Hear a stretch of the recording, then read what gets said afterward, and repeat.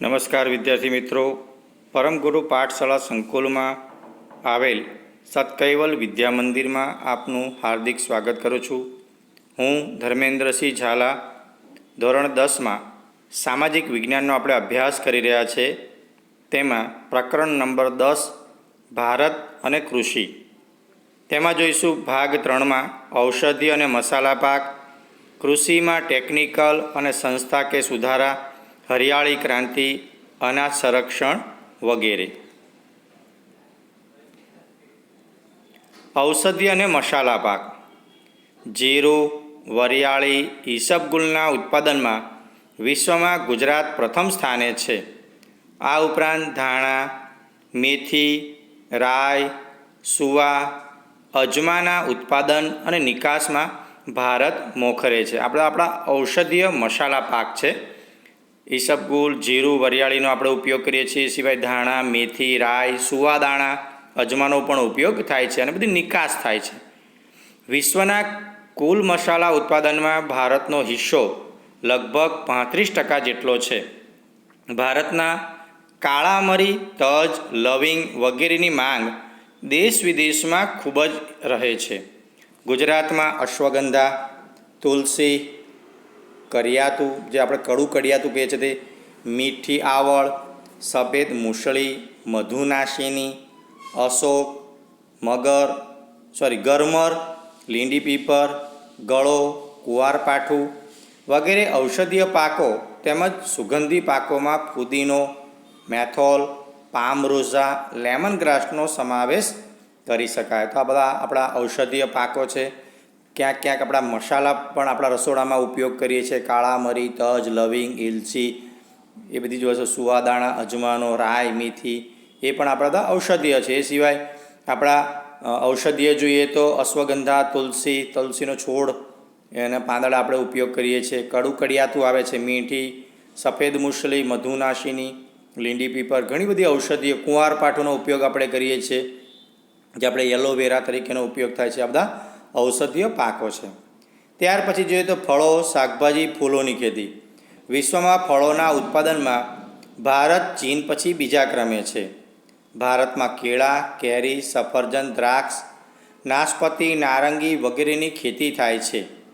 કેળા તમિલનાડુ, ગુજરાત અને મહારાષ્ટ્રમાં, તો સફરજન જમ્મુ કાશ્મીર, હિમાચલ પ્રદેશમાં તથા દ્રાક્ષ ઉત્તરાખંડ, મહારાષ્ટ્ર, હિમાચલ પ્રદેશ, જમ્મુ કાશ્મીર, પંજાબ, તમિલનાડુ અને આંધ્રપ્રદેશમાં થાય છે. ભારતમાં દ્રાક્ષનું ઉત્પાદનનું માંગ કરતાં ઓછું હોવાથી અફઘાનિસ્તાન, પાકિસ્તાન અને ઓસ્ટ્રેલિયાથી આયાત કરીએ છીએ. આ ઉપરાંત વિવિધ શાકભાજીની ખેતી પણ થાય છે. ફૂલોમાં ગુલાબ, જુઈ, મોગરો, ગલગોટા વગેરેની ખેતી થાય છે.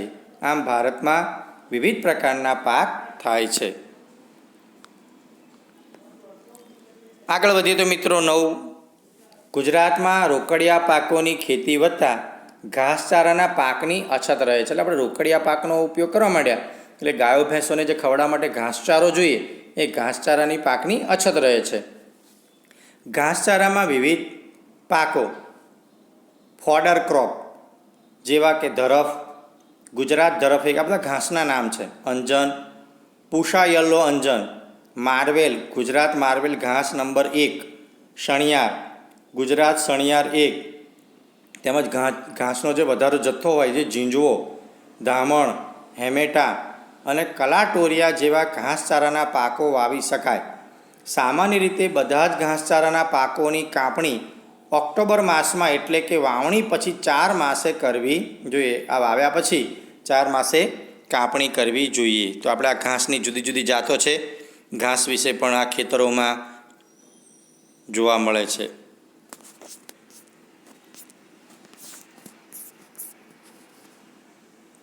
નવા મિત્રો તરફ આગળ વધીએ તો કૃષિમાં ટેકનિકલ અને સંસ્થાકીય સુધારા.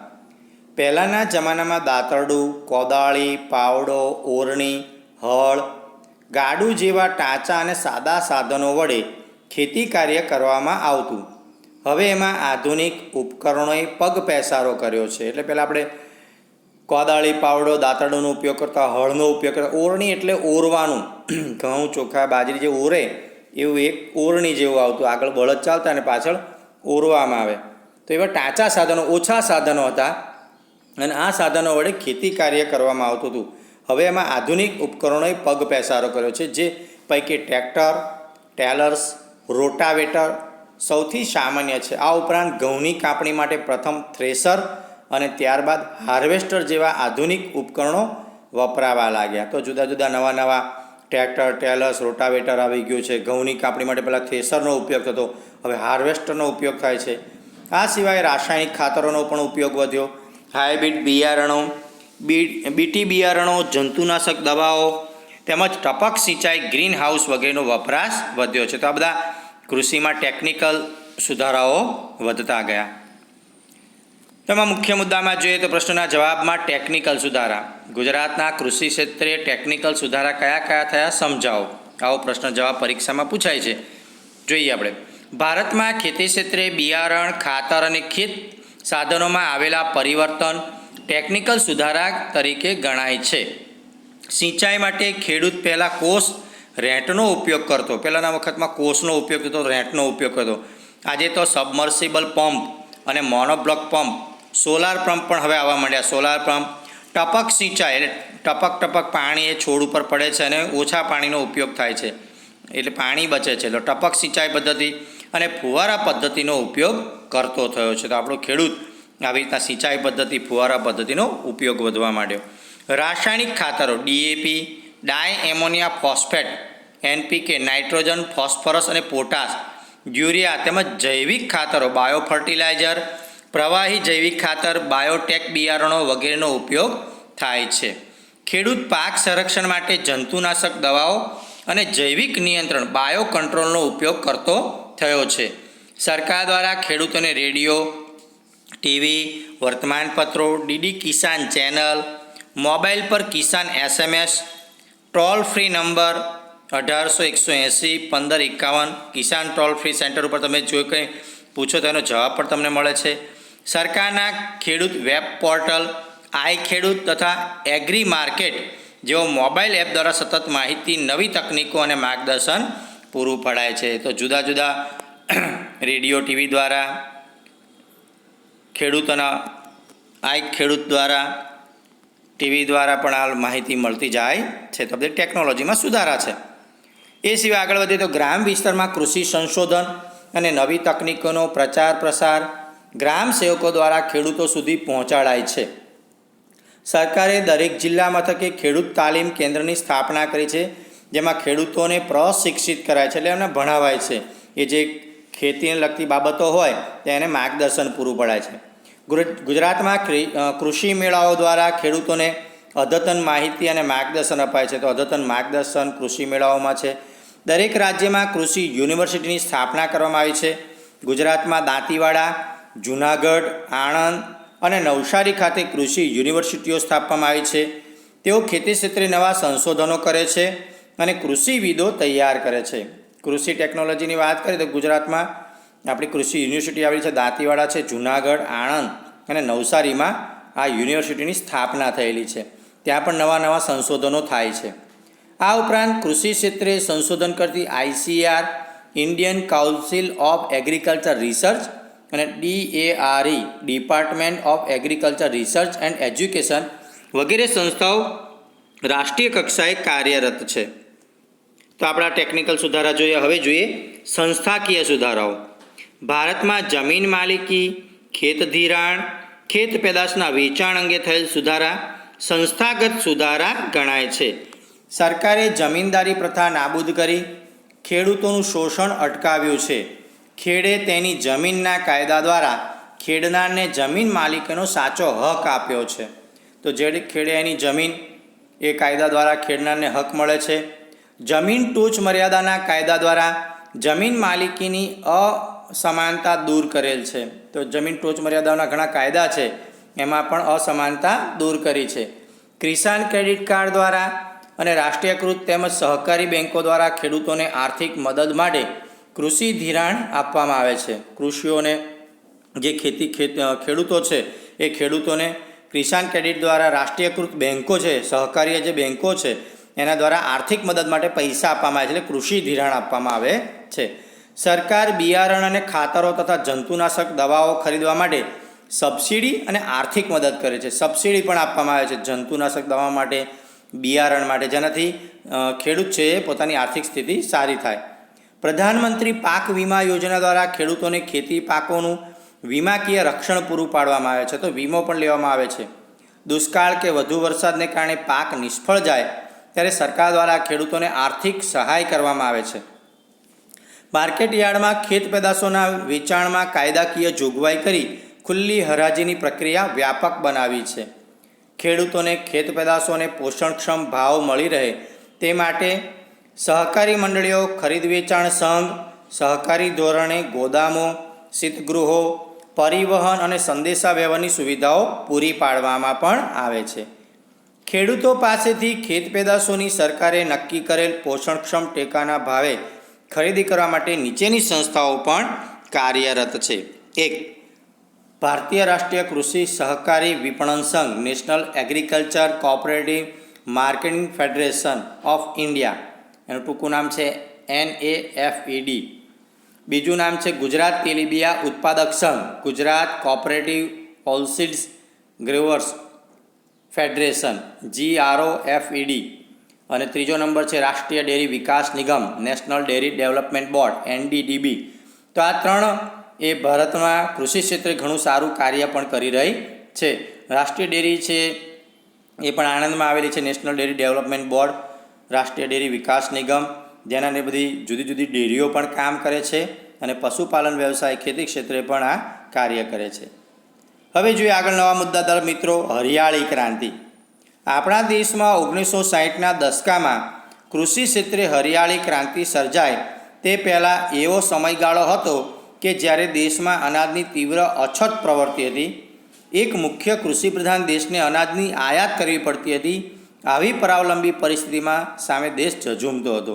હરિયાળી ક્રાંતિની શરૂઆત હતી, પણ જ્યારે પહેલેની વાત કરીએ તો અનાજની તીવ્ર અછત, એટલી બધી આપણી જમીન હતી, મનુષ્યો પણ ઓછા હતા, પબ્લિક પણ ઓછી હતી, તો કૃષિપ્રધાન દેશ હતો તો પણ અનાજની આયાત કરવી પડતી હતી.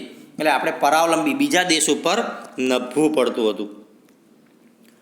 તો હરિયાળી ક્રાંતિમાં પરિસ્થિતિ બદલાતા બિયારણની સુધારેલી જાતો આવી, રાસાયણિક ખાતરોનો વધેલો ઉપયોગ, દેશના ખેડૂતનો પ્રચંડ પુરુષાર્થ, વીજ વિતરણની વ્યાપક વ્યવસ્થા, વીજ વિતરણ વ્યવસ્થા બનાવી, સિંચાઈની સવલતોમાં થયેલું સુધારા વગેરે પરિબળોથી કૃષિ ક્ષેત્રે ઉત્પાદનમાં અસાધારણ વધારાને હરિયાળી ક્રાંતિ તરીકે ઓળખવામાં આવે છે. તો આ રીતે હરિયાળી ક્રાંતિમાં જોઈએ તો શું થયું, તો બિયારણની સુધારેલી જાતો આવી, રાસાયણિક ખાતરો આવ્યા નવા, અને આપણા દેશના ખેડૂતો છે એ પુરુષાર્થ કરતા હતા.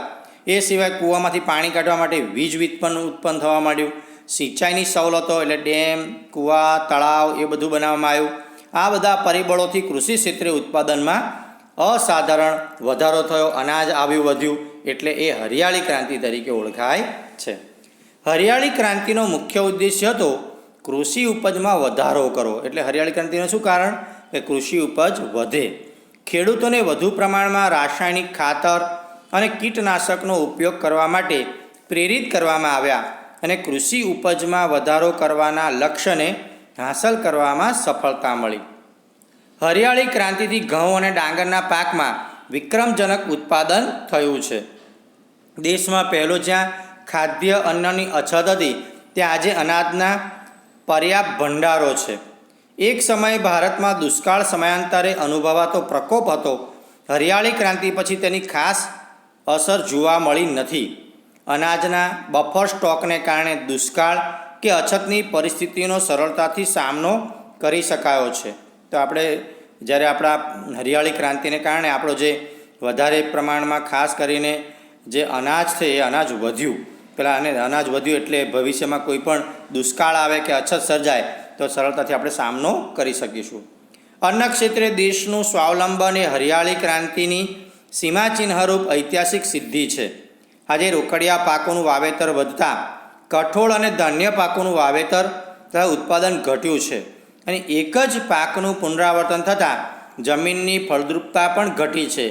વિશ્વના દેશોએ કૃષિ ક્ષેત્રે ઉન્નત ટેકનોલોજીનો ઉપયોગ કરીને જે પ્રગતિ સાધી છે ત્યાં સુધી પહોંચવા આપણે બીજી હરિયાળી ક્રાંતિ માટે સજ્જ થવું પડશે. તો બીજી હરિયાળી ક્રાંતિ માટે પણ સજ્જ થવાના પ્રયત્નો કરવા પડશે. નવા મુદ્દા તરફ મિત્રો આગળ વધીએ તો વિદ્યાર્થી મિત્રો, ભારતીય અર્થકારણમાં કૃષિનું યોગદાન. તો કૃષિ આપણને ભારતના અર્થમાં કેવી રીતના અર્થકારણમાં ઉપયોગી થાય? તો ખેતી ભારતમાં મુખ્ય વ્યવસાય છે. આઝાદી સમયે કૃષિ ક્ષેત્રે જે ભારણ હતું તે હવે થોડું ઓછું થયું છે. તેમ છતાં હજુ પણ અર્થતંત્રમાં તેનું મહત્ત્વનું યોગદાન છે. તે દેશના લગભગ અડધ લોકોને રોજગારી પૂરી પાડે છે. આપણા દેશની વાત કરીએ તો અડધા લોકોને પણ આ રોજગારી, આમ 60% લોકો આ રોજગારી સાથે કૃષિ ક્ષેત્રે અને મજૂરી સાથે જોડાયેલા છે. કૃષિ ક્ષેત્રે દેશના કુલ ઘરેલું પેદાશનો લગભગ જીડીપી 17% હિસ્સો ધરાવે છે. ભારતની મહત્ત્વની કૃષિ પેદાશો ચોખા, ઘઉં, તેલીબિયાં, કપાસ, શણ, ચા, શેરડી, તમાકુ, બટાકા વગેરે છે અને તેની નિકાસમાંથી વિદેશી હુંડિયામણ પ્રાપ્ત થાય છે. આપણા ઘઉં, ચોખા, તેલીબિયાં, કપાસ, શણ બહાર જાય, ચા ને બધું, તો એ નિકાસ કરીએ છીએ એટલે ડોલરમાં આપણને એ મળે છે. એટલે સ્વાભાવિક છે કે એનાથી આપણને વિદેશી હુંડિયામણ પણ પ્રાપ્ત થાય છે. ખેત પેદાશના ઉત્પાદનમાં વિશ્વભરમાં ભારત બીજા સ્થાને છે. સુતરાઉ કાપડ, ખાંડ, કાગળ, તેલ વગેરે ઉદ્યોગો તથા ખાદ્ય સામગ્રીને લગતા પ્રસંસ્કરણ ઉદ્યોગ માટે કાચો માલ પણ ખેતીમાંથી જ ઉપલબ્ધ બને છે. તો આપણને ખાંડ, કાગળ, કાપડ, તેલ એ બધું જ આપણને ખેતીમાંથી મળે છે. તો એના પણ ઉદ્યોગોનો વિકાસ થયેલો જોવા મળે છે અને આજે ઘણો વિકાસ એમાં થયેલો છે. આગળ વધીએ તો કૃષિ ભારતમાં લોકોનો ખોરાક પણ પૂરો પાડે છે.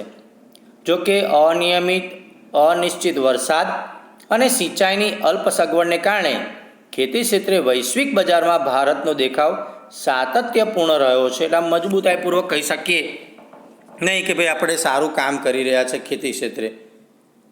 અનાજ સંરક્ષણ. આજે કોઈપણ દેશ માટે અન્ન સુરક્ષા જરૂરી છે. જો અનાજની માંગ વધતી જતી હોય અને અનાજની મોટા પાયે આયાત કરવી પડતી હોય તો તે દેશ માટે તેની રાજકીય સ્વતંત્રતા જોખમમાં મુકાઈ શકે છે. હરિયાળી ક્રાંતિને લીધે આપણે અનાજ ઉત્પાદનમાં સ્વાવલંબી બન્યા છીએ. અનાજ ઉત્પાદનના વધારા સાથે સાથે દેશની વસ્તીમાં પણ વધારો થયો છે. 1951માં દેશની વસ્તી આશરે 36 કરોડ 10 લાખની હતી. 1951માં 36 કરોડ અને 10 લાખની હતી. આજે 125 કરોડથી પણ વધુ છે. તેથી અનાજની માંગ પણ વધી છે. તેમ છતાં આપણા દેશમાં છેલ્લા 5 વર્ષોમાં અનાજનું ઉત્પાદન વધ્યું છે. 1950-51માં ભારતમાં 51 કરોડ ટન અનાજ ઉત્પાદન થયું હતું, જે વધીને 2013-14માં વિક્રમજનક 265.04 કરોડ ટન થયું છે. આજે આપણી પાસે એટલું અનાજ છે કે દેશની ન્યૂનતમ જરૂરિયાત પૂરી કરી શકાય. આ ભંડાર ટકાવી રાખવો અને તેમાં વધારો કરવો આવશ્યક છે. અનાજનો બફર સ્ટોક ઊભો કરીને દુષ્કાળ કે ઓછા અનાજ ઉત્પાદન સમયે અનાજની તંગી અટકાવી શકાય. અનાજના ગોદામોમાં રહેલ અનાજને સાચવવાની વૈજ્ઞાનિક પદ્ધતિઓ અપનાવીને અનાજનો બગાડ થતો અટકાવી શકાય. આ અનાજ હજારો ગરીબ પરિવારોને વિનામૂલ્યે આપીને ભૂખ મિટાવી શકાય. અનાજનો બગાડ અટકાવવો એ સમયની તાતી જરૂરિયાત છે. એટલે ખાસ અનાજ ના બગડે એનું પણ ધ્યાન રાખવું જોઈએ. અનાજના સંગ્રહણ અને પ્રબંધની વ્યવસ્થા સુદૃઢ કરવી અત્યંત આવશ્યક છે. સરકારે ખાદ્ય સુરક્ષા કાયદા ફૂડ સિક્યોરિટી એક્ટ દ્વારા ગરીબો સુધી અનાજ વિતરણ કરવાની જોગવાઈ કરીને એક સારી શરૂઆત કરી છે. છેલ્લા મુદ્દા તરફ આગળ વધીએ તો મિત્રો, ભારતની ખેતી પર વૈશ્વિકીકરણની અસર. ભારતનો ખેડૂત તેની ખેત પેદાશોને વૈશ્વિક બજારમાં વેચીને નફો મેળવી શકે એવા ઉદ્દેશ્યથી ખેતી ક્ષેત્રે વૈશ્વિકીકરણની નીતિ અમલમાં મુકાય છે. વૈશ્વિકીકરણને લીધે ખેતી ક્ષેત્રે કેટલાક પરિવર્તનો આવ્યા છે. તો આપણે વિશ્વમાં ક્યાંક ને ક્યાંક આ અનાજ વેચવાનું ચાલ્યું એટલે પરિવર્તનો આવ્યા. ખેતી પાકોને નિકાસ કે આયાત કરવા માટેની પ્રક્રિયા સરળ કરાય. આપણે બીજા દેશમાં મોકલતા હતા, આપણા દેશમાં જે આવતું હતું એનાથી પ્રક્રિયા સરળ બની છે. તો ગુજરાતમાંથી કપાસ, મરચાં, તલ ચીનના બજારમાં અને વિશ્વના વિવિધ ફળો ભારતના બજારમાં મળતા થયા છે. વૈશ્વિકીકરણથી ભારતમાં બહુરાષ્ટ્રીય કંપનીઓ દ્વારા વેચવામાં આવતા મોંઘા ભાવના જેનેટિકલી મોડિફાઈડ બીટી બિયારણો આવ્યા. એના લીધે ખેતી ખર્ચાળ બની છે. જો કે કપાસ અને મકાઈમાં તેનાથી ઉત્પાદનમાં વધારો થયો છે. આયાત સરળ થતાં ઘર આંગણે આપણા કૃષિ ઉત્પાદનોને સ્પર્ધાનો સામનો કરવો પડે છે. કેટલાક ઉત્પાદનોને વૈશ્વિક બજાર પ્રાપ્ત થતાં તેમના પેટન્ટ રજિસ્ટરની જરૂર ઊભી થઈ છે. વિશ્વના બજારમાં આપણી ગુણવત્તાસભર કૃષિ પેદાશની પેટન્ટ દેશના નામે નોંધાવવી જરૂરી છે. જ્યારે આપણે બહારના દેશમાં કોઈ પણ ઘઉં, ચોખા, બાજરી કે કોઈ પણ મકાઈ સીમાંડીને કોઈ પણ ફળ ફળાદી વેચવી હોય તો આપણે એની પેટન્ટ લેવી જરૂરી છે. ભારતે કૃષિ ક્ષેત્રે વૈશ્વિક બજારોમાં થતી સ્પર્ધાનો સામનો કરવા નવી ટેકનોલોજી અપનાવી ગુણવત્તા પર ધ્યાન કેન્દ્રિત કરવું પડશે. કૃષિ ક્ષેત્રે જોડાયેલા લોકોની આર્થિક ઉન્નતિ અને સદ્ધરતા વધારવા આયોજનબદ્ધ પગલાં ભરવા પડશે.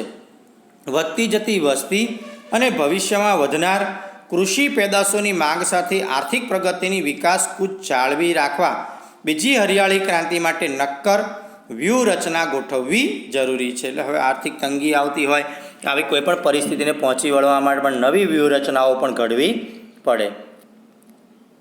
તો મિત્રો, આ પાઠ આપણે પૂરો કરીએ છીએ. સ્વાધ્યાયના પ્રશ્નોના જવાબ દરેક વિદ્યાર્થી મિત્રોએ લખવાના રહેશે. પ્રશ્ન નંબર 1, કૃષિના પ્રકારો વિશે નોંધ લખો, જે આપણે અગાઉ પહેલાં જ વિભાગમાં આપેલો છે. ભારતમાં કૃષિ ક્ષેત્રે થયેલા સંસ્થાગત સુધારા હમણાં જ વિડીયોમાં આપણે જોયા. વિશ્વ બજાર અને ભારતની ખેતી વિશે નોંધ લખો, તો હમણાં જે છેલ્લો પોઈન્ટ જોયો વિશ્વ બજાર અને ભારતની ખેતી. ભારતનો ઘઉંનો પાક સવિસ્તાર સમજાવવાનો છે. 5 નંબર, ભારતના તેલીબિયા પાક વિશે સવિસ્તાર જણાવો, તો તેલીબિયાના જુદા જુદા પાકો છે એના વિશે વિગતવાર મુદ્દા લખવા. જૈવિક ખેતી તરફનું વલણ શા માટે વધી રહ્યું છે એ પણ પ્રશ્ન જવાબ પહેલા ટોપિકમાં આપણે જોયો હતો. ત્યાર પછી તફાવત આપો, ખરીફ પાક અને રવિ પાક. ભારતના અર્થતંત્રમાં કૃષિનું યોગદાન વર્ણવો, હમણાં આ જ વિડીયોમાં આપણે જોયું. ડાંગર ભારતનો સૌથી અગત્યનો પાક છે, તો ડાંગર વિશે વધારે વિગતે લખવાનું રહેશે. મકાઈના ઉપયોગ જણાવો, કોફીના પાકની અનુકૂળતાઓ જણાવો, ભાલ પ્રદેશના કેવા પ્રકારની ખેતી થાય છે અને કયો પાક, તો ભાલના ઘઉં વિશે, ચણા વિશે સમજાવવાનું છે. હરિયાળી ક્રાંતિ એટલે શું, તો હમણાં જ આપણે જે ભણ્યા એ હરિયાળી ક્રાંતિ. કૃષિ સંશોધન ક્ષેત્રે રાષ્ટ્રીય કક્ષાએ કાર્ય કરતી સમસ્યાઓના નામ પણ લખો. તો જુદા જુદા આપણા આ જ પાઠ વાંચશો ફરી વખત એક વખત, અથવા આ વિડીયો ફરી વખત એક વખત જોઈ જશો તો 3 ભાગમાં વહેંચાયેલો છે. જોઈને તમે MCQના પ્રશ્નો જરા બીજા પણ પ્રશ્નોના જવાબ તમે લખી શકશો. થેન્ક યુ મિત્રો. સત્કિયો સાહેબ, નવા પાઠમાં મળીશું.